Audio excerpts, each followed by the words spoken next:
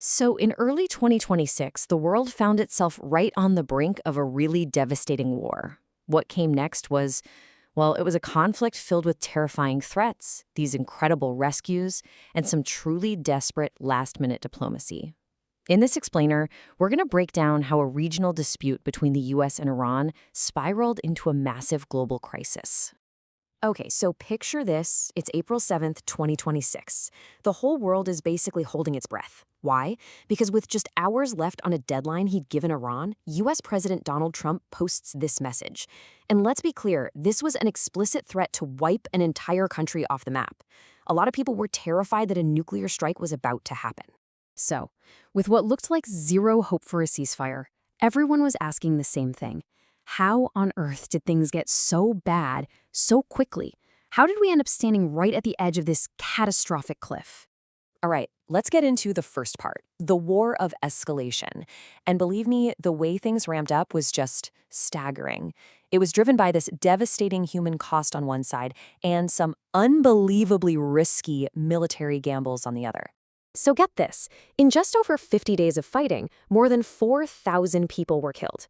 And the casualties, they were incredibly lopsided. You can see the vast majority were in Iran and Lebanon. Meanwhile, American and Israeli forces, a combined total of 39 losses. A huge difference. But, those numbers, they don't even begin to tell the full story. Behind every single one of those statistics, we're talking about over 7,000 families completely destroyed, millions of people forced to run from their homes. The human impact of this conflict was just immense. So what was driving all this? Well, the pressure campaign was absolutely relentless. The heart of the dispute was Iran's blockade of the Strait of Hormuz. This is a super vital channel for global oil.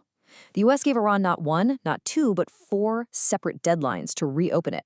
In Iran, they ignored every single one. But the military pressure, it went way beyond just conventional targets. And this is where things get really terrifying. In what was probably the scariest escalation of the whole war, at least 4 bombs were dropped near Iran's Bushehr nuclear power plant. And look, this wasn't just some random facility. This was the country's only functioning nuclear plant, packed with tons of nuclear material.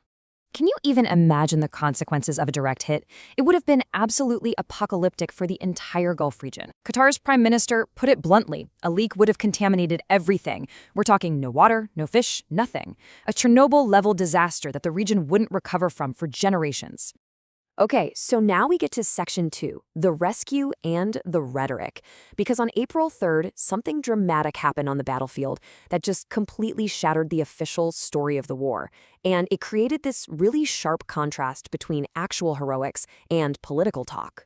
So President Trump had been saying over and over again that the US had total air dominance, that Iran was basically defeated. But then, on April 3rd, Iran shoots down one of America's most advanced fighter jets, an F-15E. Suddenly, the 2 crew members are ejecting over Iranian soil, and just like that, a desperate race against time was on. What followed was a rescue operation that sounds like it's straight out of a movie. It was incredible. The CIA started spreading false info to throw the Iranian search teams off track. Meanwhile, the injured weapons officer manages to hike up to 7,000 feet and hide out. Then, a huge force of America's most elite special operators, we're talking Delta Force and Navy SEALs, go into Iran and, under heavy fire, they pull him out. Just an unbelievable extraction. So on one hand, you have this military operation that was just a masterpiece of precision and bravery. But the political rhetoric? Wow, that was something else entirely. As that final deadline got closer, President Trump's posts online got more and more abusive, ending with this message that, frankly, sounds more like something a teenager would write, not a world leader. All right, section 3, the last-minute ceasefire. So after Trump's final, pretty terrifying threat about ending a civilization, the world was just bracing for impact. Everyone thought, this is it. But then, something completely unexpected happened. The world is literally on the verge of a war like we've never seen before. We're just 90 minutes away from when American strikes were supposed to begin. And then, the unthinkable happens. Out of nowhere, the US and Iran announce a 2-week ceasefire. So you have to ask, who pulled the world back from the brink? Was it another superpower? No, it was Pakistan. Apparently, a direct communication channel between Pakistan's army chief and Donald Trump was the key to brokering this incredible last-minute deal. But that hope was pretty short-lived. This brings us to Section 4, a peace deal unravels. Almost as soon as the ceasefire was announced, you could see the cracks starting to form. There was confusion, conflicting statements, different interests, and the whole fragile peace just started to fall apart. And the core problem was obvious right away. Pakistan's official statement said that Lebanon would be safe as part of the deal. But the US and Israel, they immediately came out and said, no, Lebanon wasn't included. And just a few hours later, Israel launched over 100 strikes on Lebanon. It became the single deadliest day of the conflict for that country. Even with all that chaos, peace talks did start in Islamabad. But they fell apart really fast, and it was all because of one huge issue: nuclear power. The US demanded Iran stop all nuclear activity for 20 years. Iran's offer? Only 5 years. That gap was just way too big to overcome. And the failure of those talks didn't just keep things tense, it actually made everything worse. President Trump then announced a full US naval blockade of Iranian ports. So now you had this bizarre double blockade, with both the Iranian and the US navies blocking that vital waterway. It just sent global economic tensions through the roof. And that brings us to our final section, the unresolved aftermath. Because this conflict left behind a really shaky and unresolved situation. The fallout is still spreading across the region, and it's raising a lot of new and pretty dangerous questions. The consequences were just all over the place. You had Iran firing on Indian oil tankers. India was supposed to be a partner. Israel passed a really controversial law bringing in the death penalty for terrorism, but only for Palestinians in the West Bank.